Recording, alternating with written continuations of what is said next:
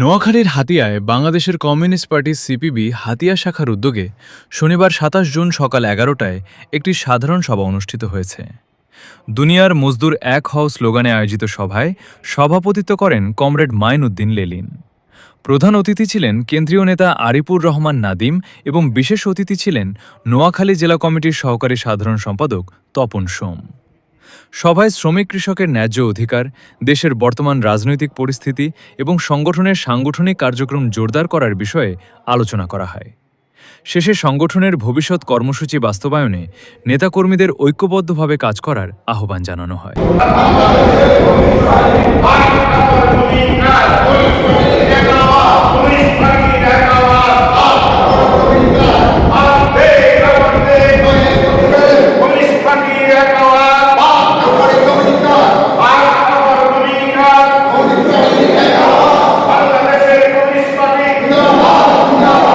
আমাদের হাতিয়া দাদা আসে না দাদাই, আমাদের এই ভাগ্যের পরিবর্তন হয় না, আমাদের দেশের পরিবর্তন হয় না।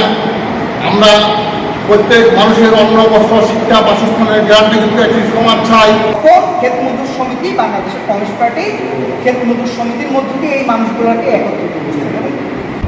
প্রত্যেকটি উপজেলায় মিট দ্য কমরেডস কর্মসূচির আলোকে সাধারণ সভা করছে। আমাদের নোয়াখালীতে আজকের এই সাধারণ সভা সর্ববৃহৎ সাধারণ সভা।